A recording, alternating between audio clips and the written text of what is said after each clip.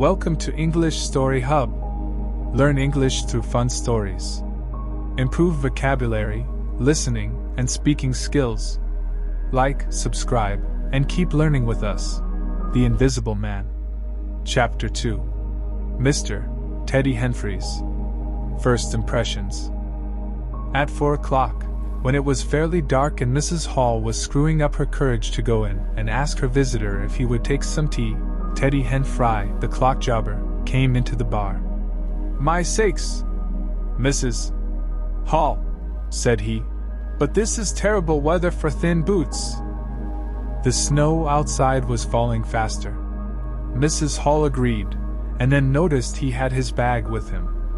"Now you're here, Mr. Teddy," said she, "I'd be glad if you'd give th old clock in the parlor a bit of a look.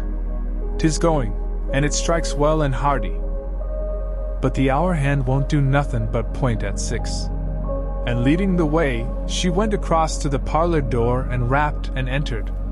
Her visitor, she saw as she opened the door, was seated in the armchair before the fire, dozing it would seem, with his bandaged head drooping on one side. The only light in the room was the red glow from the fire, which lit his eyes like adverse railway signals, but left his downcast face in darkness, and the scanty vestiges of the day that came in through the open door. Everything was ruddy, shadowy, and indistinct to her, the more so since she had just been lighting the bar lamp, and her eyes were dazzled. But for a second it seemed to her that the man she looked at had an enormous mouth wide open, a vast and incredible mouth that swallowed the whole of the lower portion of his face. It was the sensation of a moment. The white-bound head, the monstrous goggle eyes, and this huge yawn below it. Then he started up in his chair, put up his hand.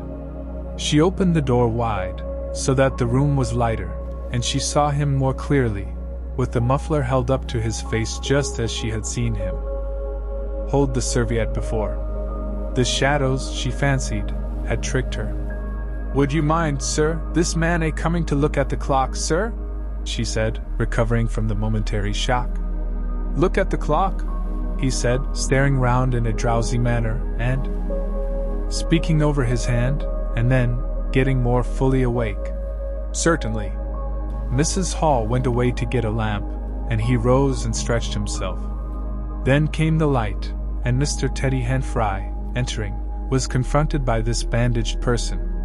He was, he says, taken aback. "Good afternoon," said the stranger, regarding him, as Mr. Henfrey says, with a vivid sense of the dark spectacles, "like a lobster." "I hope," said Mr. Henfrey, "that it's no intrusion." "None whatever," said the stranger. "Though I understand," he said, turning to Mrs. Hall, "that this room is really to be mine for my own private use." "I thought, sir," said Mrs. Hall, "you'd prefer the clock." "Certainly," said the stranger. "Certainly, but as a rule, I like to be alone and undisturbed.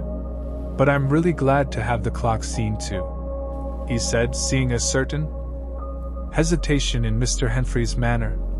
"Very glad." Mr. Henfrey had intended to apologize and withdraw, but this anticipation reassured him. The stranger turned round with his back to the fireplace, and put his hands behind his back. "And presently," he said, "when the clock mending is over, I think I should like to have some tea. But not till the clock mending is over." Mrs. Hall was about to leave the room.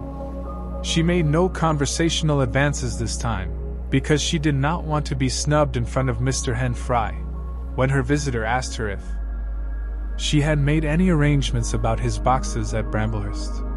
She told him she had mentioned the matter to the postman, and that the carrier could bring them over on the morrow. "You are certain that is the earliest?" he said. She was certain, with a marked coldness. "I should explain," he added, "what I was really too cold and fatigued to do before, that I am an experimental investigator." "Indeed, sir," said Mrs. Hall, much impressed. "And my baggage contains apparatus and appliances." "Very useful things indeed they are, sir," said Mrs. Hall. and I'm very naturally anxious to get on with my inquiries.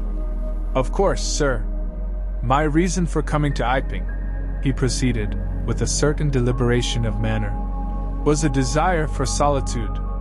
I do not wish to be disturbed in my work. In addition to my work, an accident, I thought as much," said Mrs. Hall to herself, "necessitates a certain retirement. My eyes are sometimes so weak and painful that I have to shut myself up in the dark for hours together. Lock myself up. Sometimes now and then. Not at present, certainly. At such times the slightest disturbance, the entry of a stranger into the room, is a source of excruciating annoyance to me. It is well these things should be understood." "Certainly, sir," said Mrs. Hall. "And if I might make so bold as to ask, that I think is all," said the stranger, with that quietly irresistible air of finality he could assume at will. Mrs. Hall reserved her question and sympathy for a better occasion. After Mrs. Hall had left the room, he remained standing in front of the fire, glaring, so Mr. Henfrey puts it, at the clock mending.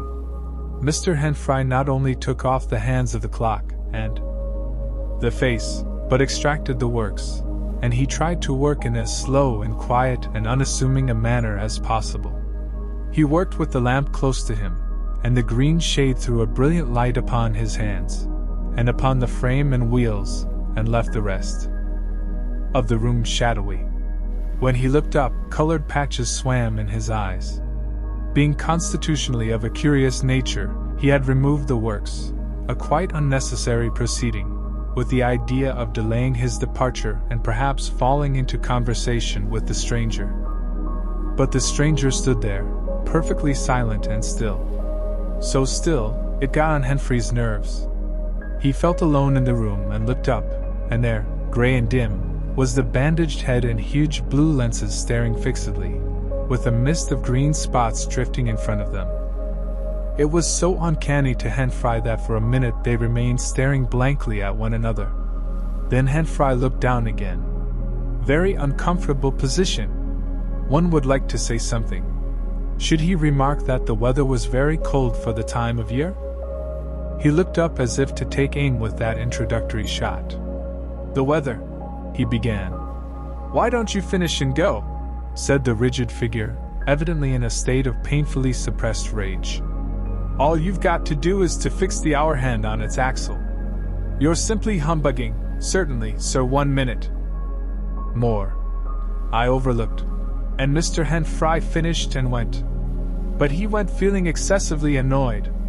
"Damn it," said Mr. Henfrey to himself, trudging down the village through the thawing snow. "A man must do a clock at times, surely."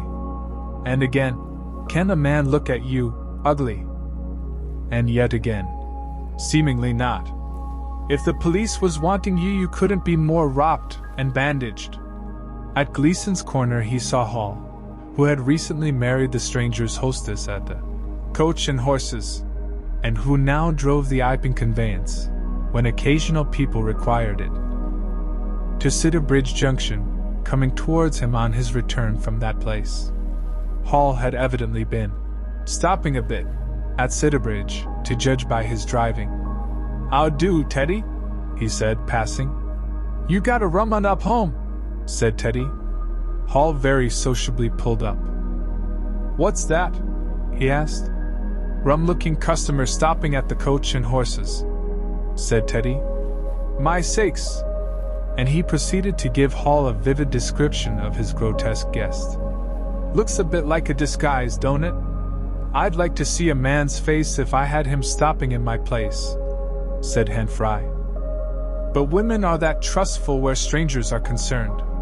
He's took your rooms and he ain't even given a name, Hall."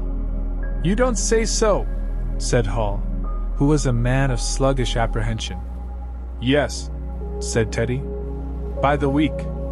Whatever he is, you can't get rid of him under the week. And he's got a lot of luggage coming tomorrow, so he says. Let's hope it won't be stones and boxes, Hall." He told Hall how his aunt at Hastings had been swindled by a stranger with empty portmanteaus. Altogether he left Hall vaguely suspicious. "Get up, old girl," said Hall. "I suppose I must see about this." Teddy trudged on his way with his mind considerably relieved. Instead of seeing about it, however, Hall on his return was severely rated by his wife on the length of time he had spent in Sidderbridge, and his mild inquiries were answered snappishly and in a manner not to the point. But the seed of suspicion Teddy had sown germinated in the mind of Mr. Hall in spite of these discouragements. "You don't know everything," said Mr. Hall, resolved to ascertain more about the personality of his guest at the earliest possible opportunity. And after the stranger had gone to bed, which he did about 9:30, Mr. Hall went very aggressively into the parlor and looked very hard at his wife's furniture, just to show that the stranger wasn't master there, and scrutinized closely and a little contemptuously a sheet of mathematical computations the stranger had left. When retiring for the night, he instructed Mrs. Hall to look very closely at the stranger's luggage when it came next day. "You mind your own business, Hall," said Mrs. Hall, "and I'll mind mine." She was all the more inclined to snap at Hall, because the stranger was undoubtedly an unusually strange sort of stranger, and she was by no means assured about him in her own mind. In the middle of the night she woke up dreaming of huge white heads like turnips, that came trailing after her, at the end of interminable necks, and with vast black eyes. But being a sensible woman, she subdued her terrors and turned over and went to sleep again.